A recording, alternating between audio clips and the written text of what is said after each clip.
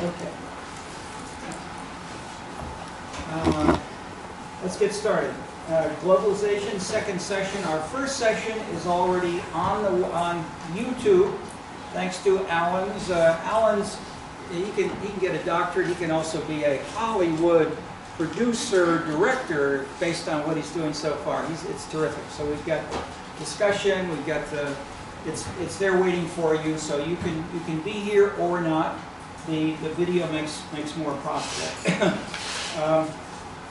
The syllabus, the syllabus and Canvas work fine. The big trick is click on the heading called modules. M-A-D-U-L-E-S. I sent out an email to those who were registered as of a couple of days ago, but we have more and more people are joining the course every day. We've increased the cap. So if it was capped and some of your friends said they wanted to register, it is now uncapped and it's still okay as long as we have seats. Click on Canvas under modules, and beneath modules you will find syllabus and all the readings and most of the other stuff. We don't use most of the other sections of Canvas, but this is what you missed on Monday when I asked, are you finding the readings and everything on the web? It's all here. 3 books we've ordered at the Doll and this, and another at the Seminary bookstore. That's listed in the syllabus. The syllabus itself is a longer document. It's got lots of ideas, propositions. It tries to integrate the readings. It's your sort of guide to what's going on in the course in an effort to pull out key themes from the readings in the form of propositions and more. Precisely because this globalization field is so big, so important, and so sloppy intellectually, we've tried to begin to systematize it in the form of saying, what does A lead to B lead to C? And then how can we get data and do a research design where we can see, when I put on the board some examples of sharply competing ideas. Some say what's right, what's wrong, what should we do?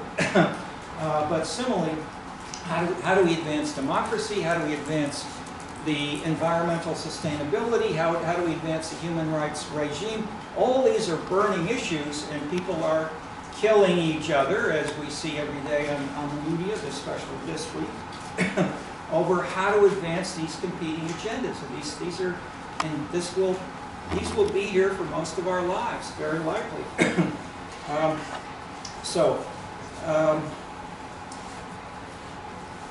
To address them, we want to build on the best theories that have ever been developed. That's what the USC is about. We read from Plato and Aristotle, the ancient Greeks, Confucius, wherever there were good ideas, we want to build on them and go further. And we try to do that in this course using the global challenges, but then we can be more social scientific and see how it can be done systematically by looking at the specific areas that we cover in the course. And here we use the best social science studies of democracy, of markets, and so forth. But we don't just leave them alone. We say, how do these processes work in a new, bigger, global perspective? And how do markets, first of all, where and why do we have markets at all? Can we have a market for human rights? Can we sell human rights? Who has an answer to that? Several of you are in human rights. How can we sell human rights? Or how can we deal with the question of what should be in a market or what not? What's the one subtopic in human rights that someone wrote to me about doing I think it's an MA or a BA on this week? Human trafficking, for instance, prostitution, kidnapping. These are all being actively used around the world today, from India to other places. Okay, at least the Indian examples have been in the press, in part because these are such a violation of proper Indian morality that they get picked up by the Indian media and then by the U.S. and Western media in ways that they may not be, they may be ignored in Africa, as they go on all the time, or other places. So, the point is, we have here subliteratures, more isolated and more, let's say, parochial. We're going to try to make them more cosmopolitan and global. We have our Professor Kiji is back from Florida. I just saw her. Welcome back. Why don't you just stand up for one second? She's our distinguished visitor. Could you just say hello so people can see your face? Professor Kiji from Beijing is at the Communication University of Beijing. She was here last quarter. She's here for the year, and she's very active in our Chinese project on scenes and related issues. We hope she'll talk to you a little bit in this course now and then, and maybe more. But she's doing very interesting things, and she's an expert on China as well as how to do this kind of thing. So, anything you want to add from? Hello everybody, and nice to meet you. And if you are interested in Chinese cultural policy, and maybe I can introduce some cultural policy and some local policies about Chinese city. Okay, thank you. Okay, great. So, what I'm sketching here briefly today is some themes that we'll pursue in the course. We're not getting to the details, the nuts and bolts, but some of the nuts and bolts are summarized for you in the syllabus, and the details are in the books. So we can give you an idea that, and say the left and right is weakening here. In the syllabus we can say, here are the reasons the left and right are weakening and where and why that struggle is going on. Here and then in another book we can have not only A leads to B leads to C, we can have numbers. This is 0.3. 0.3 dropped to 0.1 over 15 years. So for some things we can do that. Not for everything, but for some we can. And I want to give you some illustrations of how we can go back and forth between the bigger questions. And I framed it in terms of sort of saying, the important point, one big important point here is sort of that we use the word globalization, and I could have said globalizations, plural. But the point is, there are many kinds of globalization. It is not just Wall Street. It's not just capitalism. There are many other things going on through Hollywood, through, most of all, I would say that the huge revolution is bottom up. You've all got cell phones. That's a huge revolution for many of these other areas. Those have been used in Cairo, in Kiev, to bring down national governments by organizing a crowd of people who show up and protest and so forth. And in a couple of weeks, the presidents of those countries have resigned. Okay, that has not happened in Iraq. That has not happened in Syria. But those show you the level of engagement and how much these same issues are being sometimes fought over, sometimes happening peacefully, but in ways that how the issues get framed, how they are discussed, is a critical cultural policy issue. So we've had 90 visitors here from China, and they often talk about cultural policy. They'll also say, I'm a member of the CCCP Propaganda Committee, and I'm proud to say we can talk about how we do propaganda. So it's part of that as well. Okay, so the first big point, there's several different types, and I've just put on 4 here as big examples that we will use. 4 types of globalization. So if we think of things changing around the world, we can have, obviously, politics, Trump getting angry with what to do, and so, wipe him out. Markets, investment, stocks, as well as labor force migration, in that sense, is a market kind of decision. Not all migration is peaceful and market-driven, but some of it is. I mean, human trafficking or kidnapping can be obviously under force. But much of it is really, I mean, the massive migrations into Europe now from North Africa, Sub-Saharan Africa, from Eastern Europe, are challenging the Europeans in ways that what we're getting with Trump is a nice guy compared to many of the Europeans dealing with immigration problems in their countries. Look at the Eastern European, read some of the speeches of the East European presidents. Poland, for instance. Okay, these are difficult issues worldwide. Indonesia, Thailand, etc.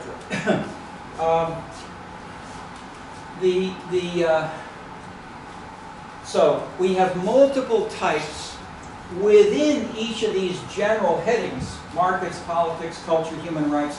We have many more specific mechanisms. You can kill a general. Trump said, "Well, kill that damn guy," and look what happened. I mean, clearly that's a policy and a mechanism, but it's obviously a very, very dangerous one. There are many other, obviously, many smaller things.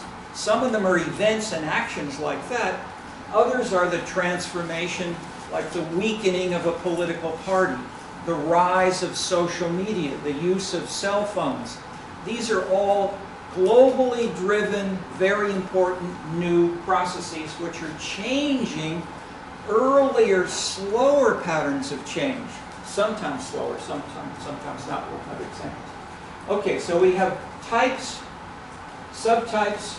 We then have our sections of the course where we'll deal with the economy and markets. Then we'll deal with democratic cultures and how those change. We have a section on entrepreneurship. We have a section on civic groups.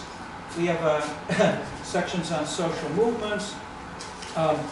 And I'm not going to go through all of them here at the beginning, except to give you a flavor of how the ideas of the course are structured and how you can look for filling in more details of this in your own notes and for the areas which you are more especially interested in for a BA, a course paper, or your job aspirations, or whatever else. But these are the kinds. This is a kind of, in a sense, an intellectual tool. People have sometimes talked about a cultural toolbox. You can put this in your briefcase and plug it into your cell phone if you want. This can be a cultural toolbox, which, along with the syllabus and the other links, you could solve the world's problems. How's that? But the question is, where and how do they work? And we have some examples of things that do. But the question, where and why and how? Okay. Let me add just 2-3 minutes on this. How do we deal with the ideologies, the theologies, the religious definitions, the labels? This is right, that's wrong. The talk show debates where people are, shouting at each other. They used to, that is, the level of civility has gone down dramatically, not just in the U.S., it's worse in England and in Eastern Europe and other places. But the point is there's a lot of ideology which infuses all of this stuff. How can we deal with that and still do it in a way that you can find helpful in the years to come? One way we did this, I won't extrapolate too far. In a book called City Money, we identified 4 kinds of political culture. The classic left, the classic right, one we call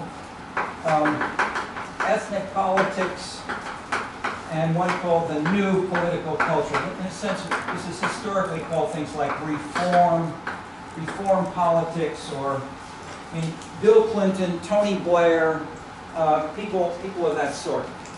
And basically, what we ended, that is, so we went through the whole book, and the book was written working a lot with the U.S. Conference of Mayors, consulting, working with different cities around the U.S. So we went through a series of policies, and how might these different policies possibly work? So for instance, if you're having a fiscal crisis and you're about bankrupt, the way the city of Chicago is now, the mayor's going all around. How can we raise hundreds of lots of millions of dollars? What can we cut? And they're cutting anything they can. Or what else can we do? So one of the simplest classic old things is raise taxes. Okay, that's the classic left solution. The classic right solution is no! Don't raise taxes, never. Cut taxes. The ethnic politicians tend to be medium, maybe, depends. These people say, no, don't raise taxes, but also they want more egalitarian, culturally progressive policies helping feminism, minorities, the environment, animal rights, without spending more money. Bill Clinton. He changed a bit over time, and Hillary Clinton moved she moved more toward, I would say, the traditional left with Obama than when Bill Clinton himself was initially elected. So people change. That's part of, especially these new. And so, what we talked about these people when we first identified them, we called them new fiscal populists. And they used the media. They used things like we didn't have Twitter in those days, but they would. The big actors when these people first came along were unions,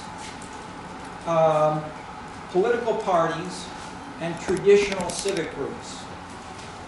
The unions and the parties basically said, we need more spending for our members, we need more taxes. Basically, they were ready to go in a traditional. This was called the New Deal Coalition in U.S. Democratic. It's classic left socialism in Western Europe. And the right was doing the opposite in many respects. These varied, and this was more or less salient in different areas. But this then has taken off in Europe with these newer migrations. That is, Americans, the U.S., Canada, Australia, New Zealand. These are immigrant societies. Basically, everybody came pretty recently. You got all kinds of older and then newer ethnic politics, and it's core. It's been core for a long time. Europe, not so. I mean, the classic European tradition. I mean, French. If you're French, you don't want to talk to the German. That is the classic nationalisms, and the idea of national identity is much stronger and coherent in the language, the culture, the teaching of Shakespeare in England, but not teaching Shakespeare, teaching Goethe in Germany, etc. Racine in France, etc. There's a sense of national identity which is much more powerful and resistant to letting people coming in from North Africa where they have different. So for instance, it's classic French policy today. If a young woman of a Muslim background shows up with a headscarf and wants to go to her class in a French public school, what do they say?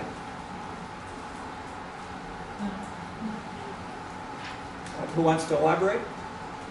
It's Go ahead. she's not permitted to. Okay. You may not wear a headscarf in a. Okay, why? Why? And this is a big public issue. Why is it? Why is it an issue? Why do the French say you can't do that? Because it's in violation to the secularist perception of the framework of the state. Okay, so the 19th century conception, I mean, that's the classic 19th century answer. We don't want any religion in the schools. And because religion in the state is secular, you cannot have a religious engagement in terms of headscarves. What the young Muslims or Muslims in turn will say, this is a violation of our human rights as Muslims. And some of them are second, third generation French. They wear headscarves, it's part of their religion. Americans say, of course, if you want to wear a headscarf, we're an immigrant society. Nobody cares in the U.S. France, no. Okay, so but that's just one illustration of the interpenetration of these kinds of these kinds of meanings of globalization. So it's not just the headscarf, it's how the culture defines the headscarf that's different in different subcultures. Illustrated by the national political culture of France in this example, but in other cases they may be neighborhood specific. If one neighborhood, I mean, you can have neighborhoods in Chicago very visibly divided by gangs. So the gangs may, quote, claim this turf, and if you walk into their turf and you're not a supporter, or don't have the right gangs, you can be killed. So the kids who, I live across the street, I live in Martin Luther King Drive, high school across the street. 10, 15 minutes before the school gets out, 5 or 6 police cars show up to escort the kids through alien gang territory so they can get home without getting shot. This is not just Tehran and Baghdad. Okay, violence is in lots of places, but it's linked intimately with the cultural meaning of whose turf are you walking on, etc. All right. So if these are the mechanisms, I'm now saying, how can we introduce the ideology? And what these are quick labels I've just put on the board quickly, but these are basically big ideologies, and I'm using these because these are the classic left and right are pretty well known to all of you. Ethnic politics can have different meaning in different locations, but that doesn't matter for these purposes. This is new, so this is a new kind of ideology. But if you're moderately familiar with the names of Bill Clinton, Tony Blair, that kind of fiscally cautious but socially progressive, and then I'm adding the big point as well, populist, and that's what they share with. That is, they started this 15, 20 years ago, but how does that connect and why am I featuring that today? Because this is at the core of these new political leaders like Donald Trump, people in Eastern Europe, Brexit, Macron in France, and elsewhere, where leaders are trying to reach to this average citizen. And I was saying, it fits with the traditional left that the Labour Party in England, the Democratic Party in the U.S. will work with the Catholic Church because these are Catholic immigrants and these are union members and they're blue-collar workers, and we represent the workers of America, or the Labour Party in England. Traditional right, the opposite, maybe business, individual, high income tax. Those were the images. Okay, when you get these people and they say, okay, no, we're going to break with that. We want to do progressive policies. We want feminism. We want no racism. We want civil rights for African Americans. But we don't want to use more government money. That's new. How can it be done? By appealing to citizens and say, we don't need the unions. We'll go to the citizens directly. We'll make speeches. We'll mobilize. And we'll do this. And Bill Clinton and Tony Blair did this with relative political success. People didn't talk about it so much until we then had Macron, East Europeans, Brexit, and Trump, where the parties are getting weaker, the unions are getting weaker. The simple economic driver is the number, if this is the political base of left and right and it lasted for decades and decades, why should it change? Okay, let me ask you, why should it change? Why don't we still have classic left and right politics? When I started talking about this 20 years ago in Europe, the Europeans all said, oh, no, you're talking, that's not true. Europe has always had left and right. It'll always be the same. Why might it change? Yes? Structural economic policies changing? Policies, but maybe elaborate briefly. So That policy implies government. Is it a government policy that you're discussing? growing deregulation of like the economic market? Yes, I mean that's going, but why deregulate? Who chose to deregulate is the bigger question, and why? Anybody else want to try here? How about a guess? How many of you have had an economics course? Nobody? Not a single person has had an economics? Come on, a lot of you are economics majors. You must have had. Okay, come on. Some of you people have either economics majors, have had an economics course. What's the first thing you want to ask about? Think about here to answer this question. I'm giving you a hint by asking you the economics course. Okay. Sure. Okay, here we go.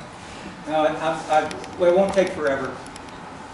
Simple economic classification. If we have an economy that's divided into manufacturing, services, and agriculture, what's happened in the 20th century in the U.S. or Western Europe in the U.S.? Agriculture went from something like 80% of Americans were farmers.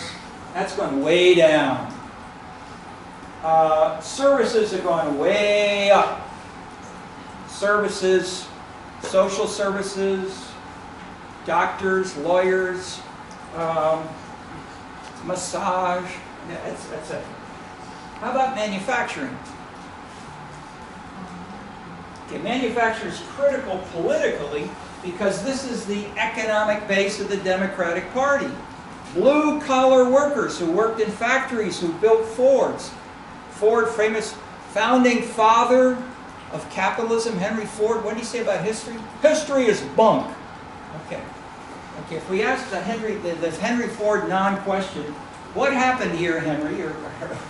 Okay. That is, he created the production line. He created the modern factory, and he said, we'll bring people to Detroit and we'll make cars for the world.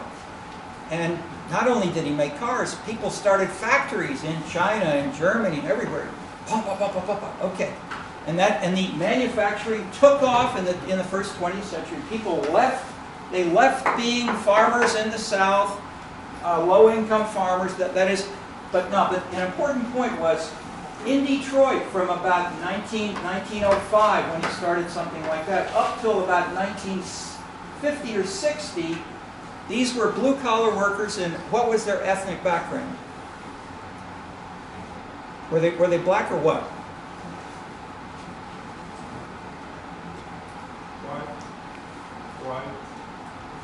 Want to answer?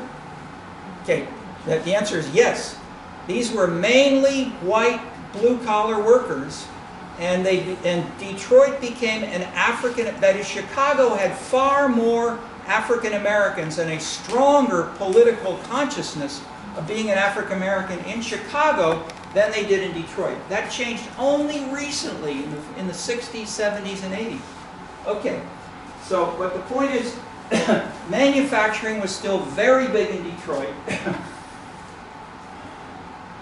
And it drew on the old agricultural background of people leaving. But people did not just come from the American South. They came to Chicago. Chicago had a more diverse economy, in and after World War I and World War II, there were massive migrations. Chicago was roughly 40% African American after World War II. And basically, I don't want to get into too much detail here, except the big point was, nationally and internationally, what happened to manufacturing in the last 20, 30 years? Say, no, let's say longer than that, 30, 40, 50 years.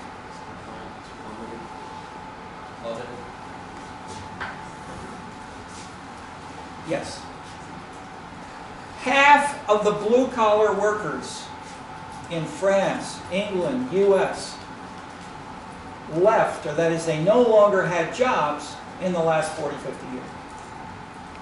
So if you had a political base and you're the head of the Labour Party in England, you're head of the Democratic Party in the US, you're an activist like Mayor Daley One was in Chicago. He said, "This is my base." You know, this is, you know, you're Coleman One. I listened to Coleman Young, Mayor of Detroit, in this room. He came here the day Ronald Reagan was elected. He looked at this crowd of faces and said, his opening words, "You elected prune face! How could you have done that to us?" USC students elect prune face. Can't you see that in the Detroit news? Okay. Anyway, he was a rhetorician. His background, he was the head of the United Auto Workers. He's a UAW Marxist, neo-Marxist, and he was a black power activist. And he didn't want to deal with white suburbs and white Massachusetts, think of the states that voted together. Michigan politicians, and he was, okay, so he was an important activist, but the simple point, not just about Detroit, although Detroit is the most extreme American case. The same thing happened in the northern English production areas, the Ruhrgebiet of Germany, the central areas of Italy, and in China. You had massive factories of state-produced, large state production factories for steel, for production, for automobile, all kinds of things. All of these were losing to the economy, and they made no more economic sense because of increased computerization, miniaturization, adding of chips. That is, the technology changed so fast that those became obsolete, and they took fewer and fewer tough blue-collar workers. You may just have had to punch a few buttons, but you had to know which buttons to push. Okay, so in that sense, over these last decades, the classic working class base of the leftist parties has dropped by 1/2. So if you're a party leader, what did you do initially? We know the details for, say, Chicago and nationally and but Marty Lipset did a paper in about 35 socialist parties all around the world. Socialist, communist parties, mostly socialist. It goes through country by country, and basically, what did they do? What would you do if you're the head of the Socialist Party in Australia or in South Africa or in Italy, whatever? I mean, you're socialist, and you lost half of your normal members. What should you do? Protest? Yeah, okay. I mean, but they protest all the time. I mean, in Italy from 1945 to present. I mean, the Italians love to protest in the streets. Now we're doing a book called Latin Scenes, and I'll just mention it very briefly as it's there. Latin scenes are protest in the streets, cafes, hanging around at night, hanging out with your friends, because it's nice weather in Italy and so forth. And you have the same thing for 4 months in Chicago now. We have Festival on the Lake. That is, there were 50 years ago in America, there were no cafes. People would say, we're not a cafe society. You know, Americans are hardworking people.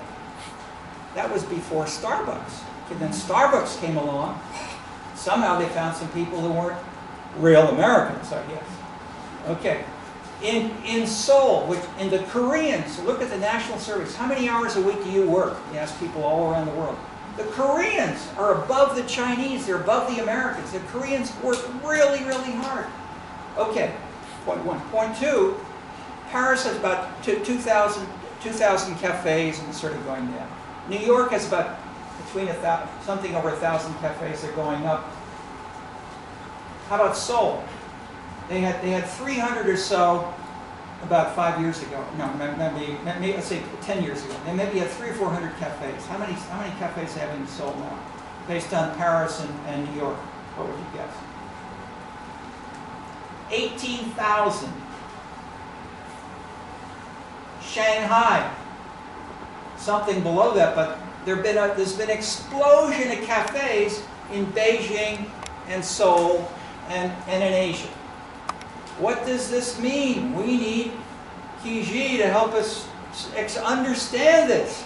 All right, Hee-Sung Jong did a PhD and we're still exploring these issues. You want to mention? You're working on a MA. Why don't you just say one sentence about your MA ideas, just as we discussed Monday. I am Tong. I'm a MA student. Why don't you stand up so the others can see you? I'm Tong. I'm doing a master's here at U Chicago MAPS program. Trying to do my thesis on scenes and entities in China, how they're incorporated into China's cultural urban development. Okay, that's great. So these are brand new findings. I wasn't working on the arts. I wasn't working on cafes 20 years ago. I had no idea these would be so important, but they are. And I said last time, in Hyde Park, we don't understand these things because we're working all the time. But in Seoul, they're the same way. They work more than we do. Japanese and Koreans, they work a 40-hour week, then they go to dinner, they have drinks, they go to dinner together, then they sing karaoke classically until 11 o'clock at night. Then they're in the office 8 o'clock the next morning. Okay. It's hard work, including karaoke. So karaoke is going down. All right. All right.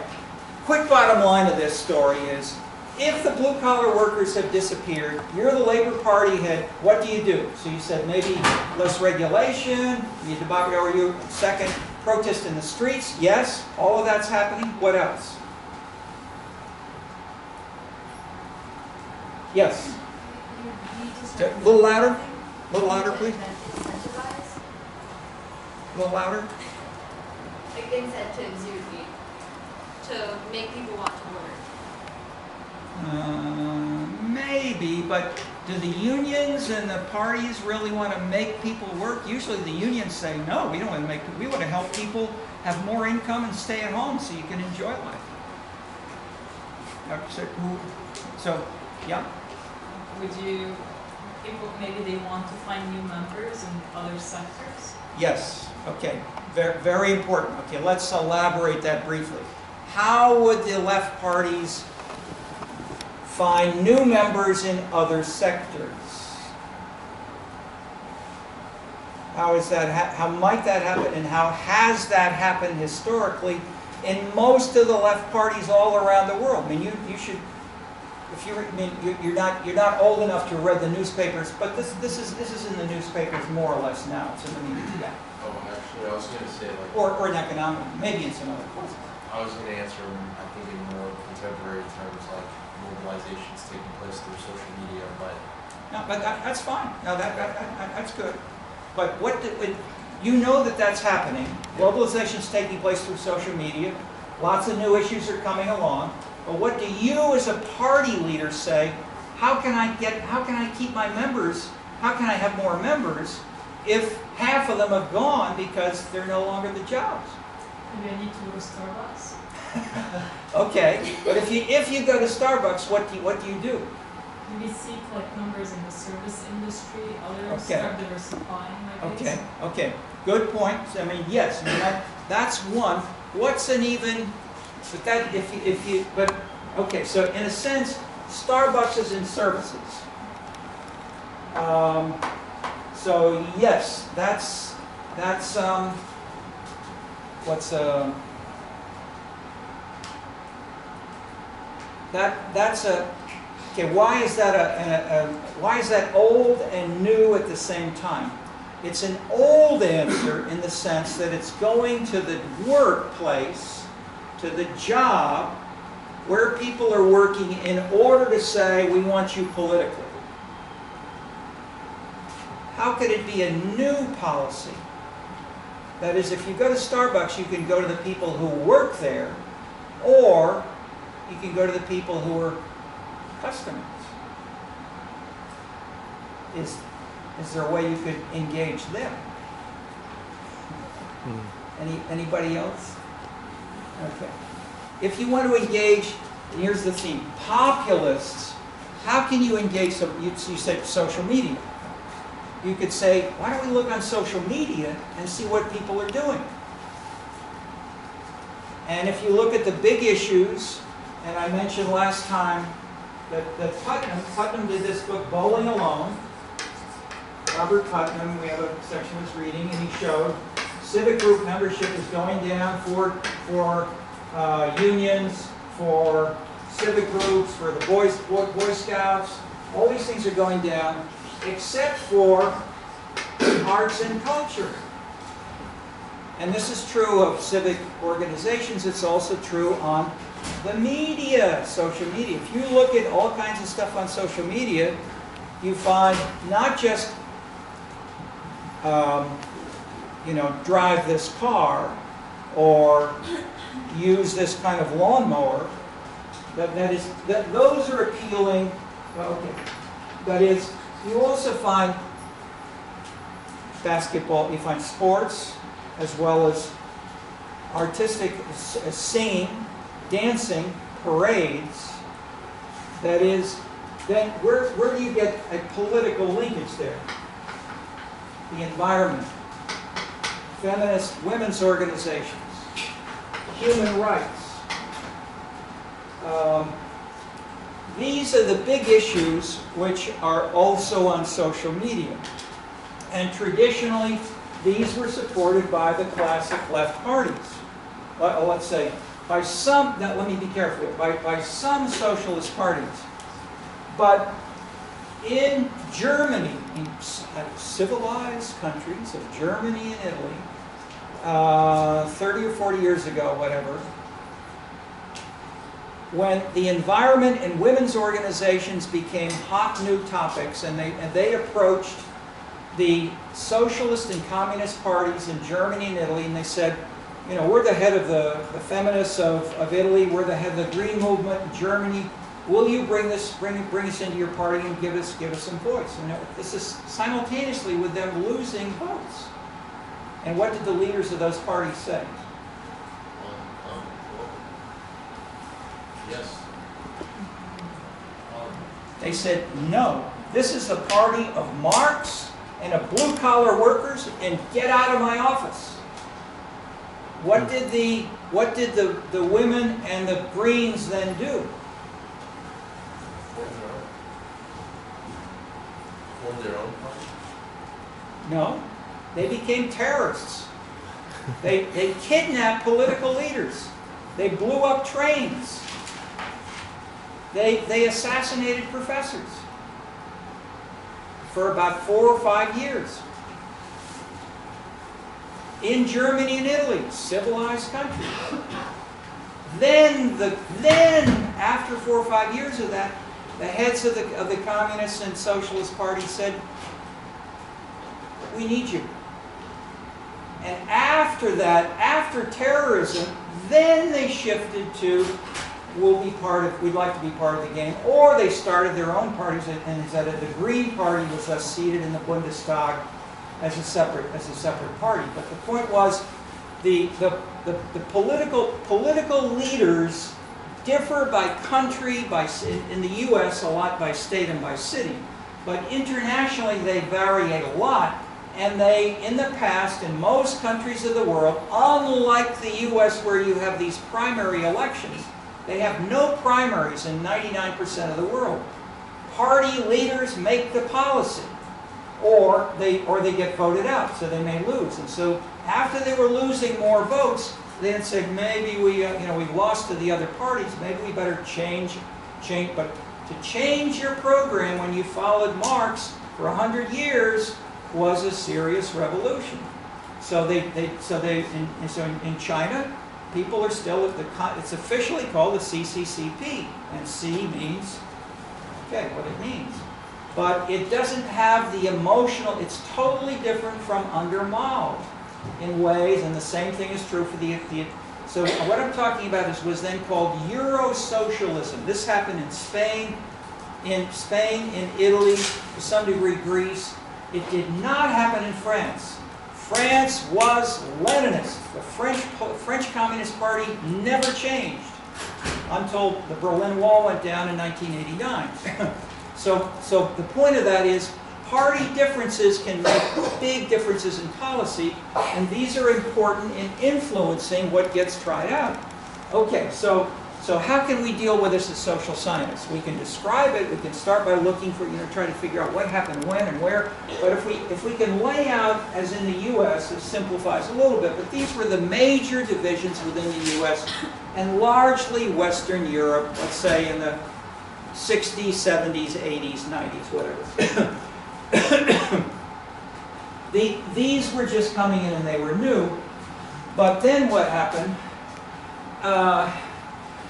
You then get these populists saying, okay, I want to now do what the citizens want.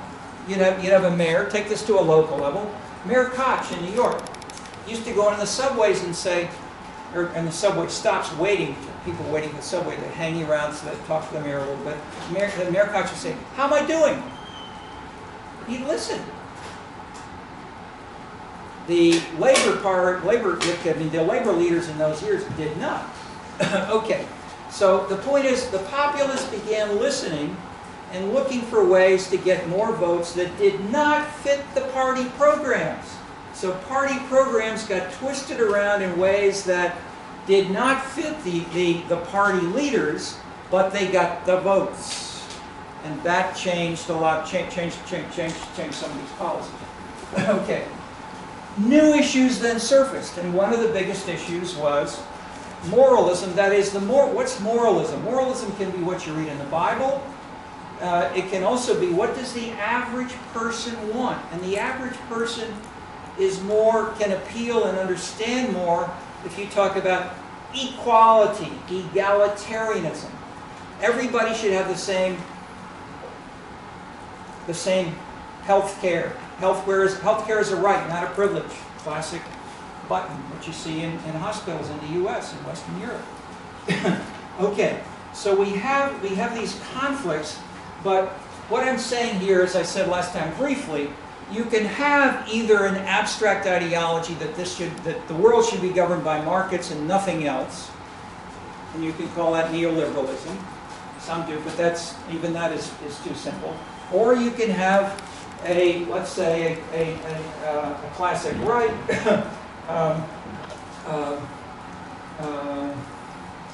But to keep this simple, I'm simply trying to say we can map out ideologies and draw on party programs. We can draw on the Bible. We can draw on theology and books about these to try to make these as subtle as is appropriate. But we can also try to adapt them, say with citizen surveys or other measures, to average voters, average citizens in different countries of the world, or non-voters, or places where they do not hold elections. So in China, they hold local elections for smaller towns. They do not hold national elections. But the Chinese are looking for a way to make the political system more open without having the whole political system collapse. So Hong Kong is an important test case right now. That is, the issue is not just one city, the issue is the whole of China, and that's why it's so important and why they're okay.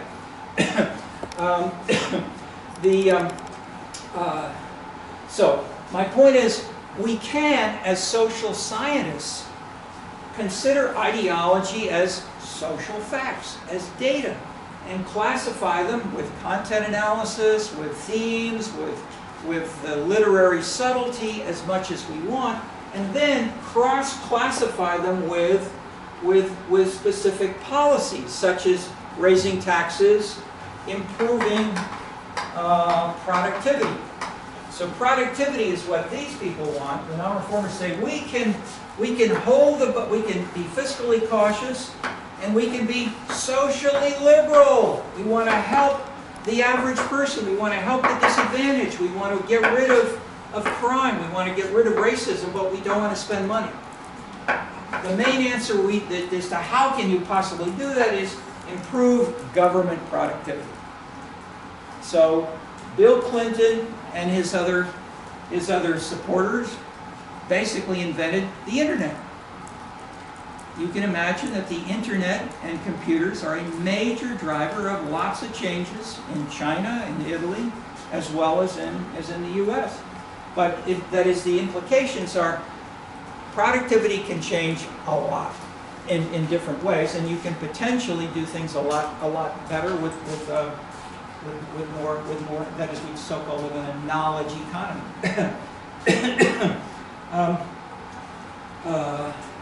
The classic left and right, when you say, how about improving productivity?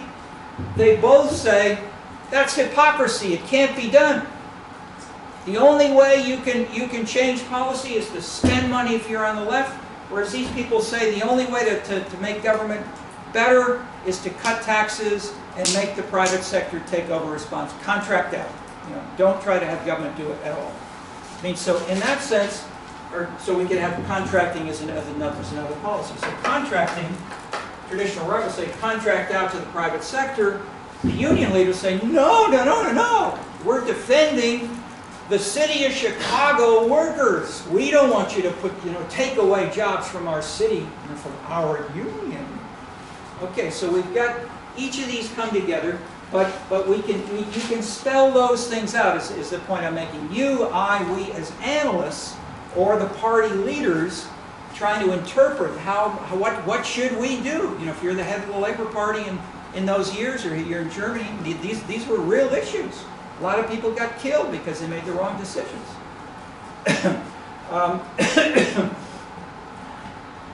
So my point is, or suggestion is, don't ignore ideology, but don't just treat it as do you like it or not. Analyze it, think about it, worry about it. As if imagine you're a party leader or a mayor or a city council member, or you're competing with another city council member for your first elected office, what do you say when she has said something different, etc.?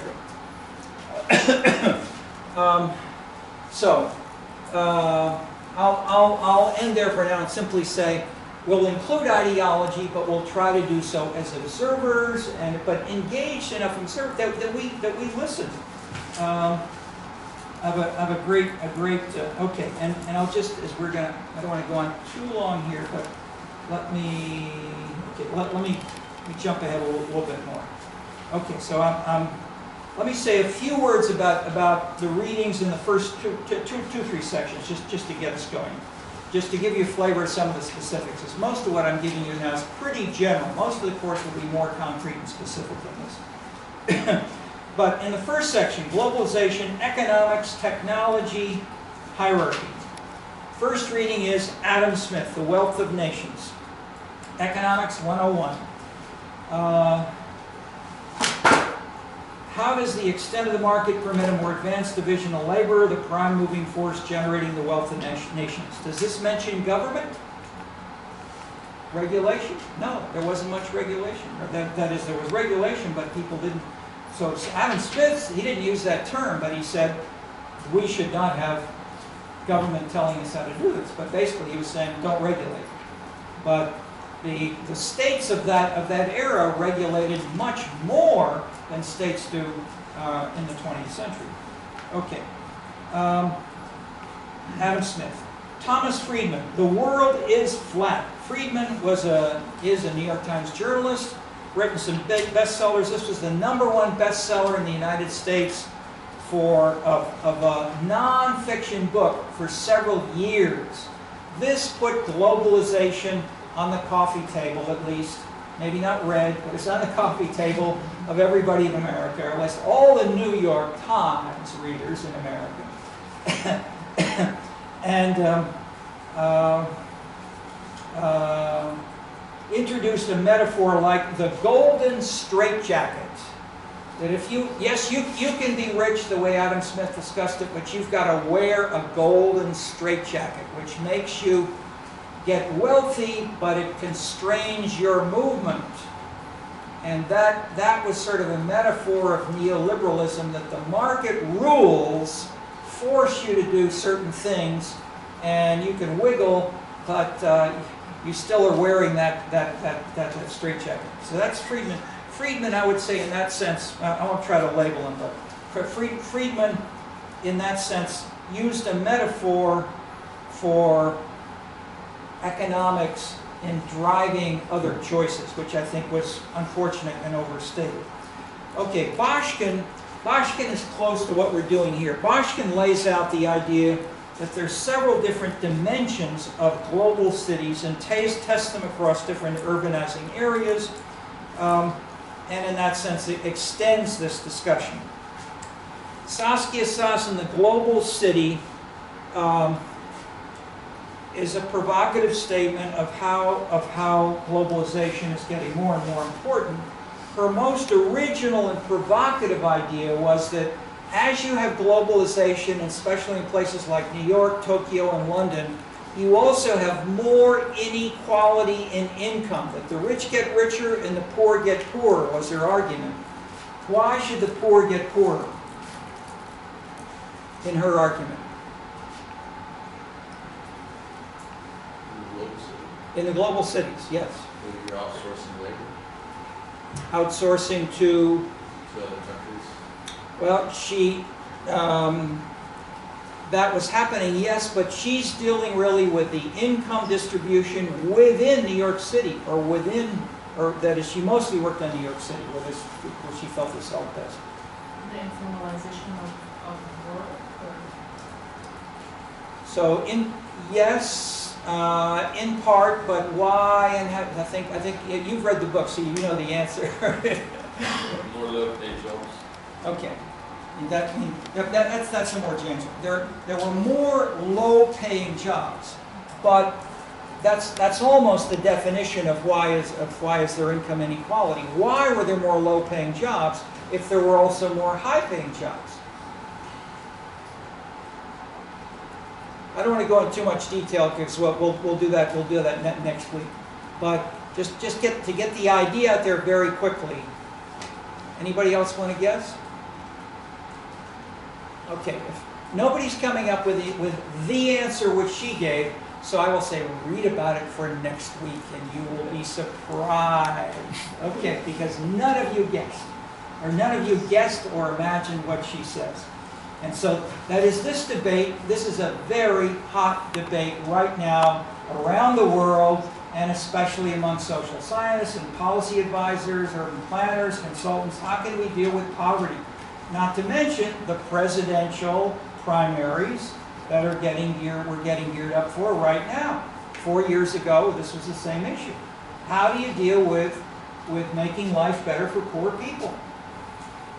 But, okay, so I'll leave that as something for you to read about. The next paper was by a student, Xing Xiong, Chinese master's student in the MAPS program.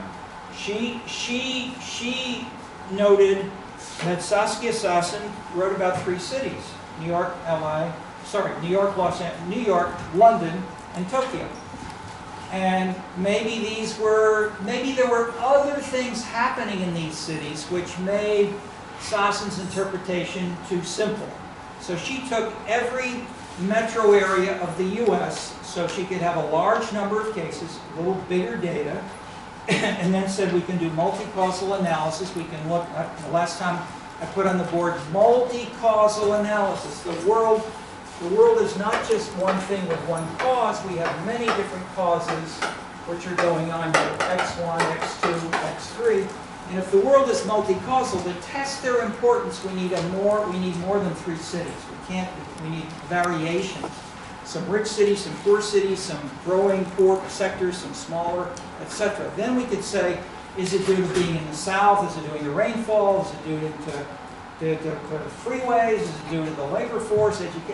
All these may matter, but you don't know how much unless you have data where they vary. Okay, so she got this, and she then had 3 hypotheses from Sasson, and I will just say one of them was wrong. So we said to Saskia, hey Saskia, we're testing your theory. Can't we publish those to Saskia? So we published it with Saskia Sasson's name on it, but Saskia was shouting and screaming the whole way. All right. Last in this section, Jeroen van der Walle did a PhD at Erasmus University in Rotterdam. Sasson is Dutch herself, and van der Walle and the Dutch the Dutch have been global for centuries. The Dutch were there before the English. The Dutch went to India. The Dutch went to Indonesia. The Dutch went to the Philippines. They tried, after the Spanish were in the Philippines, the Dutch invaded. They tried to take over the Philippines from the Spanish Armada. And the Spanish Armada chased them away. But I'm saying the Dutch have been doing a lot of stuff like this for a long time.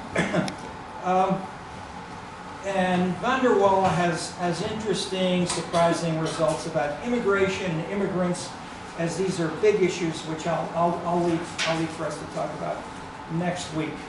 Okay, I've given you a flavor of some of those. Let me just pull this together in one more. No, we're at 32. Let's just have discussion right now. I'll bring in some of this. Comments or questions on any of this? As I raised a lot of big issues. Yes. Yeah, could you expound? Yeah, why don't we'll get to know each other a little bit. Why don't you just briefly say what city or town you're from? Do you have any background that might fit with this course that you could tell us about? Sure. Your name is? Guilherme. How do you spell it? Guilherme. So I'm Okay. from Brazil, from Okay. São Paulo. Okay. But I grew up in Atlanta, Georgia. Okay. And I went to high school in Berkeley, California. Fantastic. Okay. Brazil, Atlanta, Berkeley. Wow. Okay. You are perfect for this course.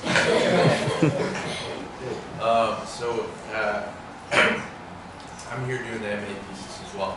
And I'm actually writing about the current political state in Brazil, in particular about how evangelical Protestantism is on the rise and sort of overtaking Catholicism. It's not becoming more secular, it's becoming more Protestant, but that's also had... This is a Catholic country. So if you can transform, the Spanish Armada and the Spanish civilization, Portuguese and Spanish for centuries, and in the last 30, 40 years, 30, 40, 50 years, okay, this is dynamite. Okay, yeah, go ahead. It's a fascinating phenomenon. I mean, it's the most Catholic country in the world, and by 2035 it could be the most evangelical Protestant. But that's had a particular effect on politics. Yeah, and so they have party members in the national government who are openly representing evangelical political groups.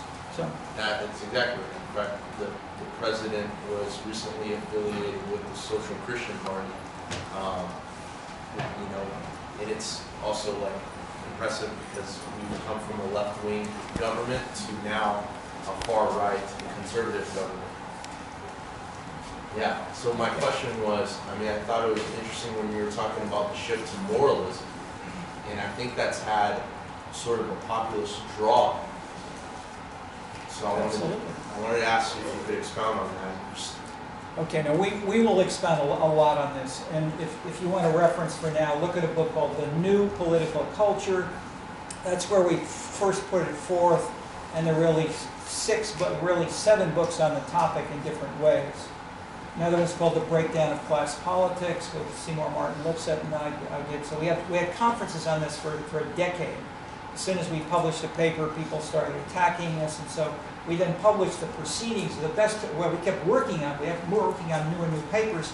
Meeting again a year later, 6 months later, we'd have another conference. People would come together and fight and argue from Berkeley, from Oxford. There were people who were we were exchanging with. So there are now a bunch, maybe a dozen books, a couple of hundred papers, which deal with the specifics of how did class politics weaken and other things emerge because of this rise of populism. So I'd say that's where it happened first.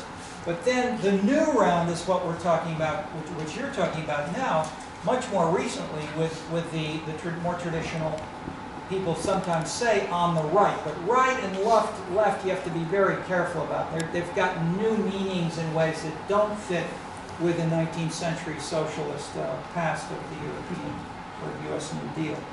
So yes, we'll talk about it more. There's the NPC is on the reading list for a little further down, but yeah, it's in week 5, entrepreneurial urban politics. So it should be at the seminary bookstore soon if it's not there. Thank you. Okay. Other comments, questions?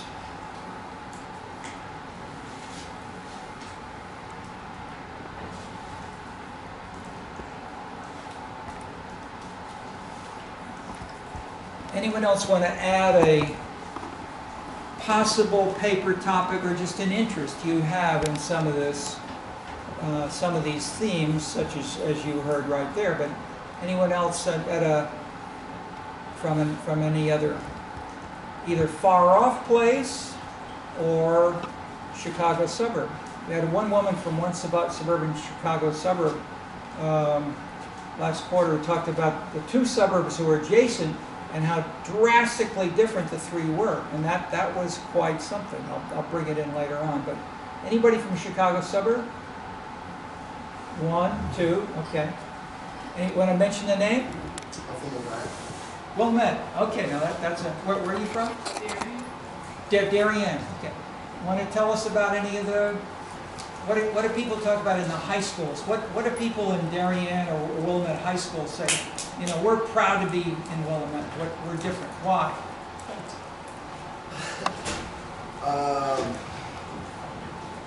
It's a suburb on the North Shore, just north of the city. It's an area that really prides itself in education and that kind of stuff. And you go to high school in a bunch of other areas, and it's a very big public high school. I'm sure like 4,000 students. 4,000? Wow, that's huge.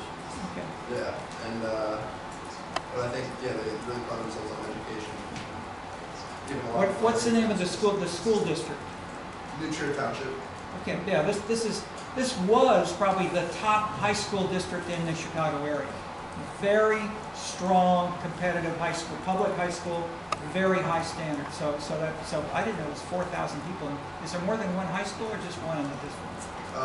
It's one now. There were 2. It's the east and the west, but it's okay. But I mean, so this is high level, elite suburban Chicago.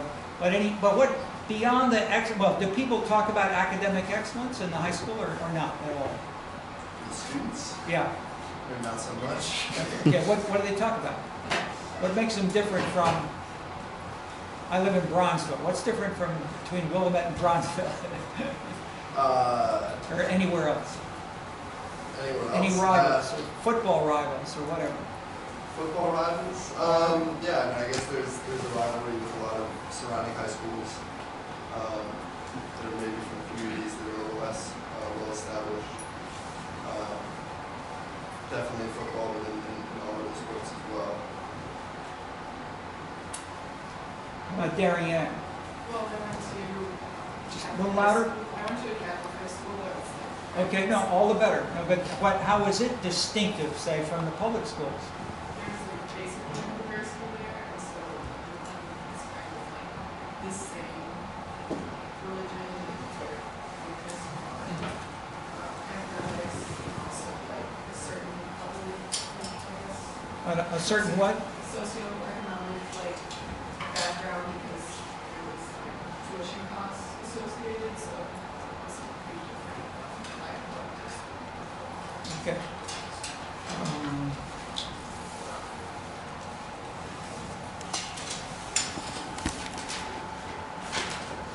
How about one person from the South? Last class we had several people from the South. That is, the American South is a link to the rest of the world. That's why I want to play it up a little, give them more than equal time. Who else is from the South? Okay, give us a story. I mean, you heard a couple of them last time. Give us something, Southern story, please. I grew up in Baton Rouge, Louisiana, right next to LSU's football stadium. So like my entire life has been dominated by college football in like a way that I guess is distinctly American Southeast. I mean, like I've watched the head coach of the LSU football team be the highest paid public employee in my state my entire lifetime. Okay. Like, yeah, I've watched, my mom was a professor in the music department at LSU, and I watched, well, her building hadn't been renovated since the 50s, while like the football practice facility they built last year was made with millions of dollars of donations from NFL players who played for LSU that the rest of the school doesn't have access to. It sounds like I don't like it, but like I love LSU football, so I don't care. But still, like, I've just watched this college football thing, which is what I'm most interested in, I guess, from the Southeast. Okay. That's terrific. Thank you much. I mean, I think the same thing is true at many other state universities. Was it Indiana University had a college football coach who had something. He had something like a $500,000 budget for neckties, etc. Okay.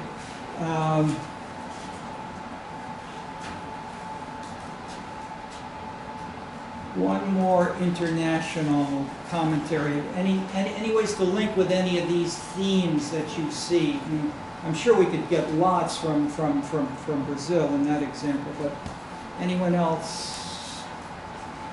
Where are you from? I was born and raised in Florida. Okay, Florida. Yeah. All right. What city in Florida? Tampa. Tampa. Okay. How is Tampa different from Miami?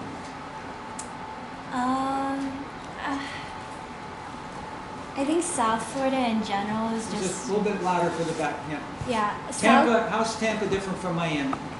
So there are a lot more old people in Tampa than South Florida for sure. Yeah, Florida is just like a really weird like mix of demographics. So yeah, I don't know, people are usually pretty surprised when I tell them that I'm born and raised in Florida. So. Okay. Do many people from Tampa think about themselves as Southerners? I think it depends very much, yeah, on the background, yeah.